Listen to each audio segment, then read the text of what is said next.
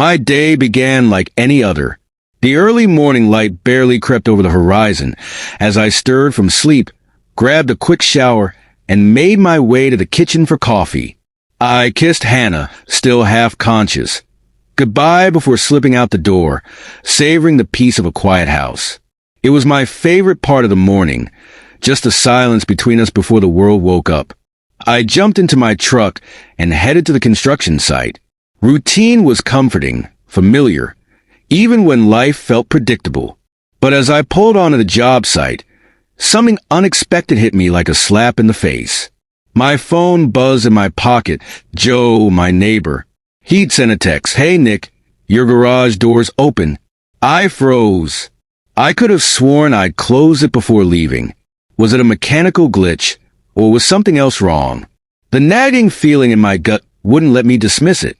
I shot him a message asking him to close it for me if he could. He agreed, but the unease remained. By lunchtime, I couldn't shake the thought of that open garage door. Something wasn't right, but I couldn't quite put my finger on it. The feeling dug into my thoughts like a splinter I couldn't remove. I told my foreman I needed to step out early and drove home, my mind spiraling with possibilities. As I neared my street, that sickening feeling in my stomach grew, amplifying as I turned the corner. There, parked in my driveway, was an unfamiliar black sedan. My heart dropped.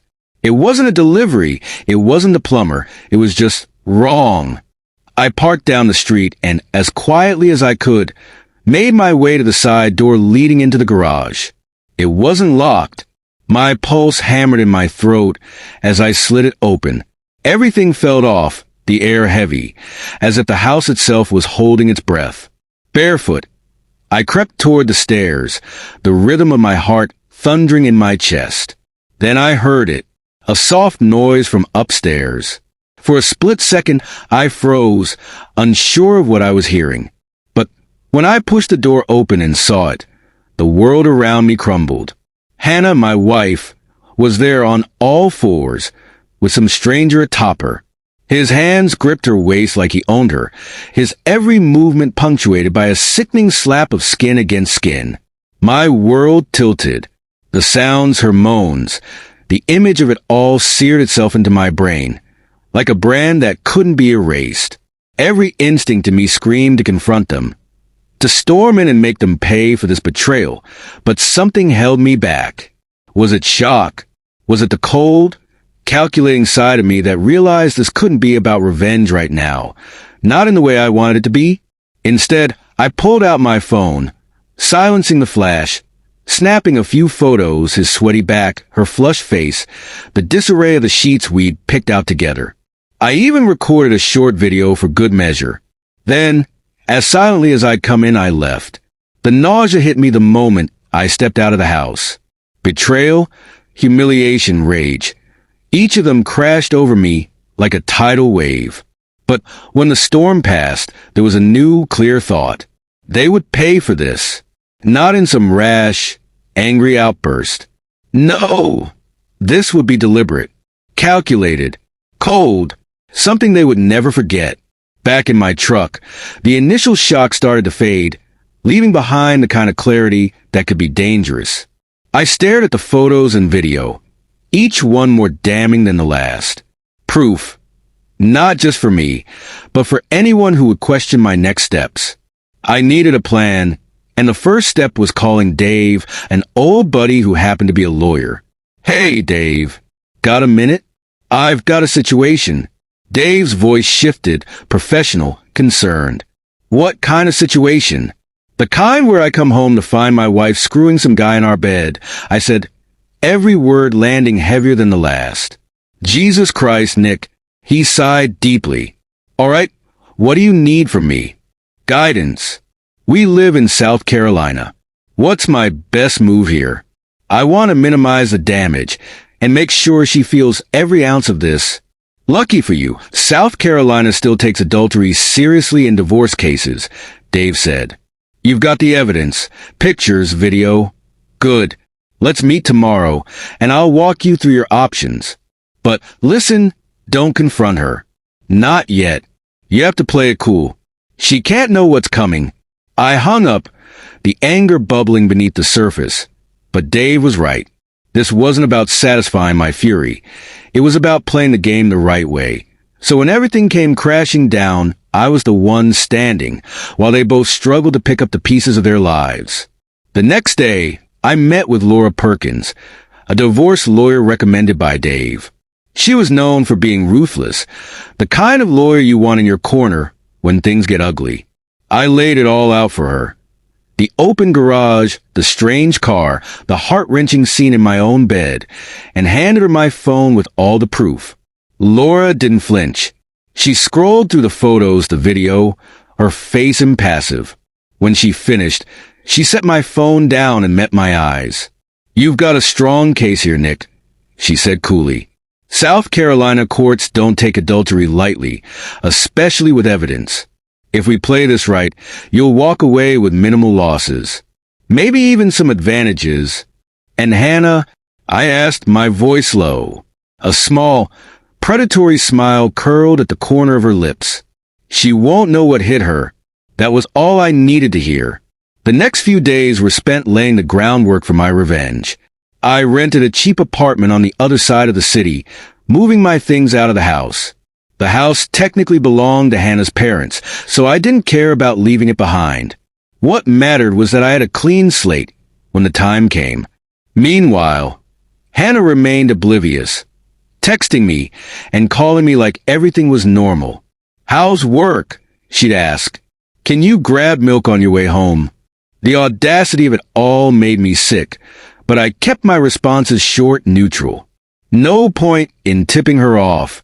When everything was ready, Laura and I arranged a meeting with Hannah at a local cafe.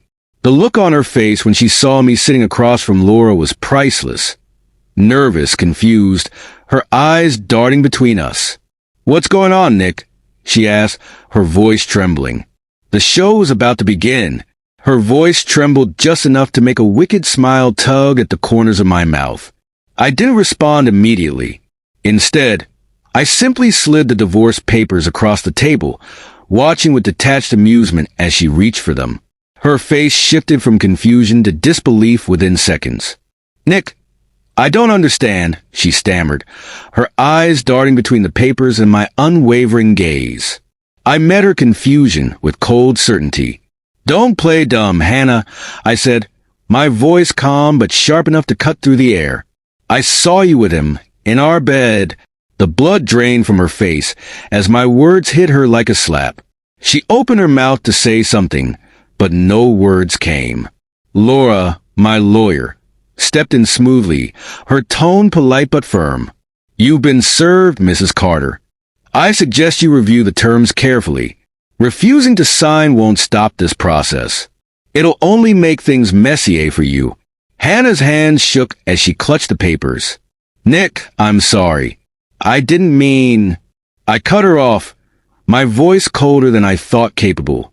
"I don't want your apologies. I just want you out of my life." Tears welled in her eyes, but I didn't feel a single ounce of sympathy. This was the bed she'd made, and now it was time for her to lie in it alone. Of course, she didn't sign the papers right away. People like her never take responsibility unless you force their hand. But by then, I had already moved out of the house, securing my own space and taking steps to protect myself. Her hesitation was nothing more than a delay, an attempt to cling to control. It wouldn't change the outcome. A couple of days later, I got word that her parents had stepped in. Apparently, they had decided to finance her lawyer, as if throwing money at the problem could fix it. It didn't surprise me. Her family, old money types, had always been quick to bail out their precious daughter. What they didn't know was the full story, and that's where I came in. I sent them a package, an envelope containing a USB drive with the pictures and videos I had taken, along with a short, direct letter. "Dear Mr. and Mrs. Jennings, Asterisk, I understand you've chosen to support Hannah in this matter, which is your right. However, I believe it's only fair that you know the full story before proceeding. The attached file should clarify the reasons behind my decision to file for divorce. Asterisk. Sincerely, Nick." I didn't hear directly from them, but the fallout was swift. That very day, Hannah called me, her voice a mix of fury and tears. "How could you show that to my parents?" she screamed into the phone.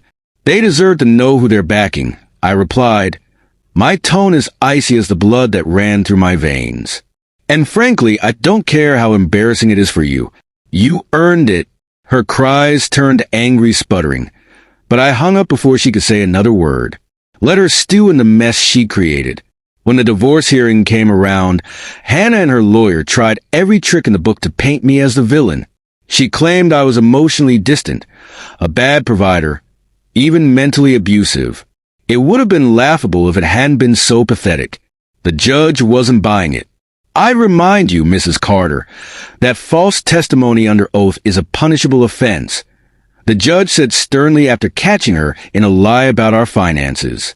Then it was Laura's turn. She didn't just present the evidence. She slammed it on the table, every picture, every video, every timestamp, and every damning detail. She didn't hold back.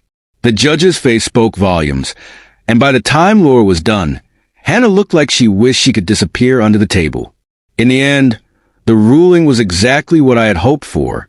The divorce was granted, and Hannah's plea for alimony was swiftly denied. The judge gave me 30 days to collect my things from the house, and with that, I was free, completely free. Walking out of that courtroom felt like stepping into sunlight after years of being trapped in a dark tunnel. But the battle wasn't entirely over yet. About a month after the divorce, I returned to the house to collect the last of my belongings. As I pulled into the driveway, my stomach tightened when I saw that same black sedan parked there. It stung for only a moment before it became nothing more than an annoying detail. Hannah wasn't home, so I grabbed my boxes and left without a word. A week later, I got a message from her. "Can we talk?" Against my better judgment, I agreed to meet her at the same cafe where I'd served her the divorce papers. When she walked in, I barely recognized her. The confident, put-together woman I had once married was gone. In her place was someone who looked worn out, exhausted, like life had taken its toll. "Nick," she started, her voice trembling. "I've made so many mistakes. I don't know what I was thinking. I miss you. I miss us." She went on like that for a while, talking about how hard life had been since the divorce, how she regretted everything, how she wanted another chance. I sat there, sipping my coffee, letting her talk. When she finally ran out of words, I set my cup down and looked her dead in the eye. "Hannah," I said, my voice steady, unwavering. "I hope you figure things out. I really do.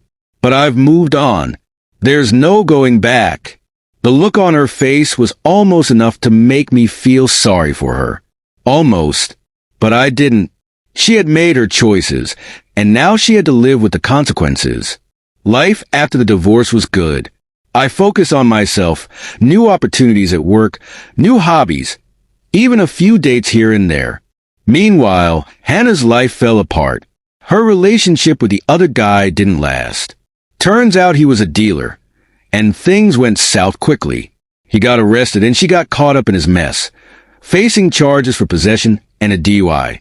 Her mother kept me updated occasionally, apologizing for the way her family had treated me during the divorce, and even inviting me to her husband's funeral when he passed away. I went, not for Hannah's sake, but because her mom had always treated me decently. Seeing Hannah there, a pale shadow of the woman she used to be, only confirmed what I already knew. I had won, not because her life had crumbled, but because I had walked away from it stronger, smarter, and completely free from the mess she had created. Revenge isn't always about destruction. Sometimes it's about survival. And sometimes it's about thriving in the aftermath.